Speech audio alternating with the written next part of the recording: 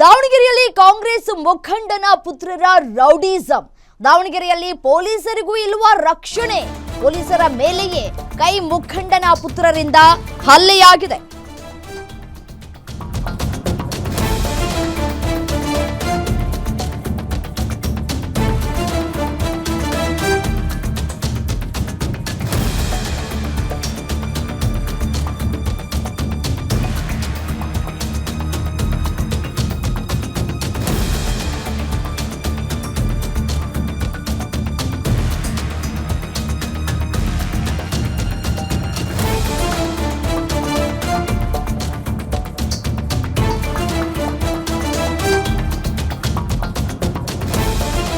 ಕಾಣಿಸುತ್ತೆ. ಕಾಂಗ್ರೆಸ್ ಬ್ಲಾಕ್ ಅಧ್ಯಕ್ಷ ಅಯೂಬ್ ಪೈಲ್ವಾನ್ ಪುತ್ರರ ಕಿರಿಕಿದು. ಪೊಲೀಸರ ಮೇಲೆ ಹಲ್ಲೆ ಪ್ರಕರಣದ ಮತ್ತೊಂದು ವಿಡಿಯೋ ವೈರಲ್ ಆಗ್ತಾ ಇದೆ. ಆರೋಪಿಗಳನ್ನ ಬಂಧಿಸೋದಕ್ಕಾಗದೆ ಅಸಹಾಯಕರಾಗಿ ಕೂತಿದ್ದಾರೆ ಪೊಲೀಸರು. ಬಂಧಿಸೋದಕ್ಕಾಗದೆ ರಸ್ತೆ ಮಧ್ಯೆಯೇ ಕೂತಿದ್ದಾರೆ ಸಿಪಿಐ ಗಾಯತ್ರಿ. ಇಮಾಮ್ ನಗರದಲ್ಲಿ ನಡೆದಿದ್ದಂತಹ ಗಲಾಟೆಯ ಮತ್ತೊಂದು ವಿಡಿಯೋ ವೈರಲ್ ಆಗ್ತಾ ಇದೆ. ರಸ್ತೆ ಮಧ್ಯೆ ಪೊಲೀಸ್ ಸಿಬ್ಬಂದಿಯನ್ನ ತಳ್ತಾ ಇರುವಂತಹ ದೃಶ್ಯ ಇದು. ಪೊಲೀಸ್ ಅಧಿಕಾರಿಗಳು ರಕ್ಷಣೆ ಕೊಡ್ತಾರೆ. ರಕ್ಷಣೆ ಕೊಡಬೇಕಾದಂತಹ ಪೊಲೀಸ್ ಅಧಿಕಾರಿಗಳಿಗೆ ರಕ್ಷಣೆ ಇಲ್ಲದಂತಾಗಿದೆ. ಆ ರೀತಿಯಾಗಿ ಇವರೆಲ್ಲರೂ ದರ್ಬಾರನ್ನ ನಡೆಸ್ತಾ ಇದ್ದಾರೆ. ದೃಶ್ಯದಲ್ಲಿ ಗಮನಿಸ್ತಾ ಇದ್ದೀರಿ. ಏನೂ ಮಾಡೋದಕ್ಕಾಗದೆ ಕೈ ಕಟ್ಟಿ ಕೂತಂತೆ ಕಾಣಿಸ್ತಾ ಇದೆ ಪೊಲೀಸ್ ಇಲಾಖೆಯ ಅಧಿಕಾರಿಗಳು.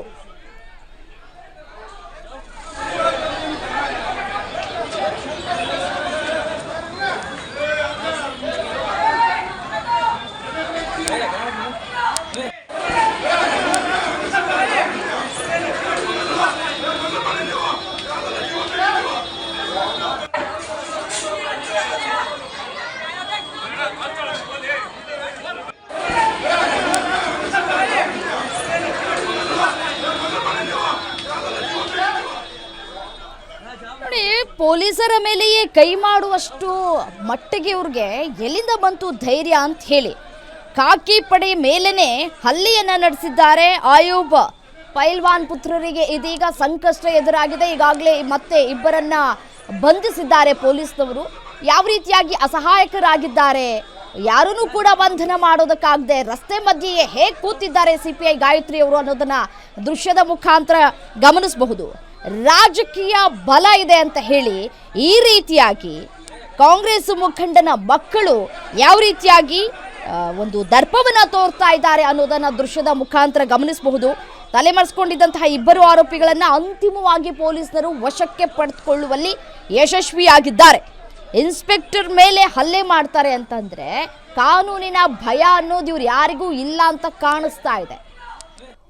ಅಧಿಕಾರಿಗಳು ಅಂತಂದ್ರೆ ಇವ್ರ ಮನೆ ಕೆಲಸ ಮಾಡೋ ಆಳುಗಳ ಅನ್ನೋ ರೀತಿಯಾಗಿ ವರ್ತಿಸ್ತಾ ಇದ್ದಾರೆ.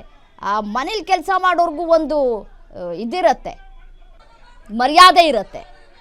ಅಧಿಕಾರಿಗಳು ಯಾಕೆ ಬಂದಿದ್ದಾರೆ, ಏನಾಗ್ತಾ ಇದೆ ಇಲ್ಲಿ, ನಮ್ಮನ್ನ ಯಾಕೆ ಪ್ರಶ್ನೆ ಮಾಡ್ತಾ ಇದ್ದಾರೆ, ನಾವು ಯಾಕೆ ಗಲಾಟೆ ಮಾಡ್ಕೊಂಡಿದ್ದೀವಿ, ಇದನ್ನ ಪ್ರಶ್ನೆ ಮಾಡುವಂತಹ ಹಕ್ಕು ಅಧಿಕಾರಿಗಳಿಗಿರತ್ತೆ. ಆದರೆ ಈ ನಮಗೆ ರಾಜಕೀಯ ಬಲ ಇದೆ ಅಂತ ಹೇಳ್ಬಿಟ್ಟು ತಮಗಿಷ್ಟ ಬಂದ ರೀತಿಯಾಗಿ ನಡ್ಕೊಳ್ಳೋದಲ್ಲ. ಯಾರು ಏನೇ ಮಾಡಿದ್ರು ನಮ್ಮನ್ನು ಏನು ಮಾಡ್ಕೊಳ್ಳೋದಕ್ಕಾಗೋದಿಲ್ಲ ಅಂತ ಹೇಳಿ ಒಬ್ಬೊಬ್ಬರು ನೋಡಿ ಯಾವ ರೀತಿಯಾಗಿ ಇದ್ದಾರೆ ಅಂತ ಹೇಳಿ ಅಧಿಕಾರಿಗಳ ಮೇಲೆ ಹಲ್ಲೆ ಮಾಡ್ತಾರೆ ಅಂತಂದರೆ ಇವ್ರುಗಳಿಗೆ ಸರಿಯಾಗಿ ಎಡೆಮುರಿ ಕಟ್ಟಬೇಕು. ಯಾರದೇ ಒತ್ತಡ ಇದ್ರೂ ಒದ್ದು ಒಳಗಾಕುವಲ್ಲಿ ಇದೀಗ ಸದ್ಯಕ್ಕೆ ಯಶಸ್ವಿಯಾಗಿದ್ದಾರೆ ಅಧಿಕಾರಿಗಳು. ಈಗಾಗಲೇ 3 ಪುತ್ರರು ಪೊಲೀಸರ ವಶದಲ್ಲಿದ್ದಾರೆ. ಸದ್ಯಕ್ಕೆ ನ್ಯಾಯಾಧೀಶರ ಮುಂದೆ ಹಾಜರುಪಡಿಸ್ತಾರೆ ಪೊಲೀಸ್ನವರು.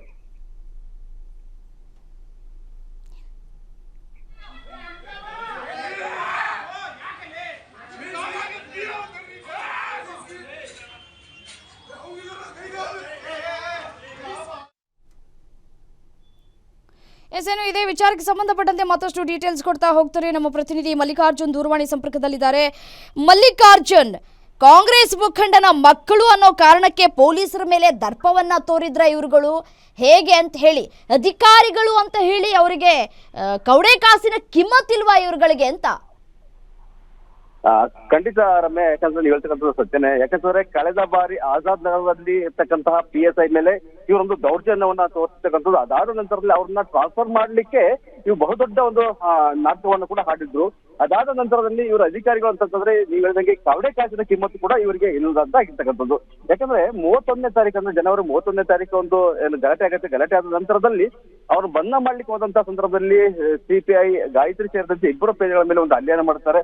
ಇದಾದ ನಂತರದಲ್ಲಿ ಒಬ್ಬ ಆರೋಪಿ ಸಿಗ್ತಾರೆ. ಅಂದ್ರೆ ಕಾಂಗ್ರೆಸ್ನ ಮುಖಂಡ ಆಗಿರ್ತಕ್ಕಂಥ ಆಯುಬ್ ಪೈಲ್ವಾನ್ ಏನಿದೆ, ಅವರು ಕೂಡ ಈಗ ದಕ್ಷಿಣ ಕ್ಷೇತ್ರದ ಟಿಕೆಟ್ ಆಕಾಂಕ್ಷಿ ಆಗಿರ್ತಕ್ಕಂಥದ್ದು.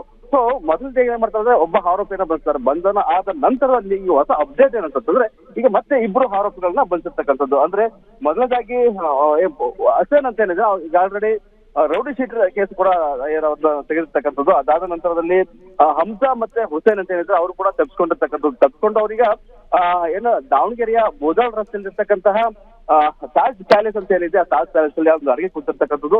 ಖಚಿತ ಮಾಹಿತಿಯ ಮೇರೆಗೆ ಮತ್ತೊಂದು ಮೊಬೈಲ್ ಟ್ರ್ಯಾಕ್ ಮಾಡುವ ಮುಖಾಂತರವಾಗಿ ಇಬ್ರು ಆರೋಪಿಗಳಿಗೆ ಈಗಾಗಲೇ ಬಂಧಿ ವಿಜಯನಗರ ಠಾಣೆಗೆ ಈಗ ಕರ್ಕೊಂಡ್ಬಂದು ಈಗ ಅವರ ವಿರುದ್ಧವಾಗಿ ಒಂದು ರೌಡಿ ಶೀಟರ್ ಏನು ಕೂಡ ಈಗ ಓಪನ್ ಮಾಡಿದ್ದಾರೆ. ಓಪನ್ ಮಾಡಿ ಈಗ SP ಹತ್ತಿ ಕೂಡ ಅವ್ರನ್ನ ಇಬ್ಬರು ಕರ್ಕೊಂಡೋಗಿ ಹೆಚ್ಚಿನ ಒಂದು ತನಿಖೆಯನ್ನ ಮಾಡಿ ನಂತರದಲ್ಲಿ ಅವ್ರನ್ನ ನ್ಯಾಯಾಂಗ ಬಂಧನಕ್ಕೆ ಒಳಪಡಿಸುವಂತ ಒಂದು ಕೆಲಸ ಆಗುತ್ತೆ ರಮ್ಯಾ. ರೈಟ್, ಥ್ಯಾಂಕ್ ಯು ತಮ್ಮೆಲ್ಲ ಮಾಹಿತಿಗಾಗಿ.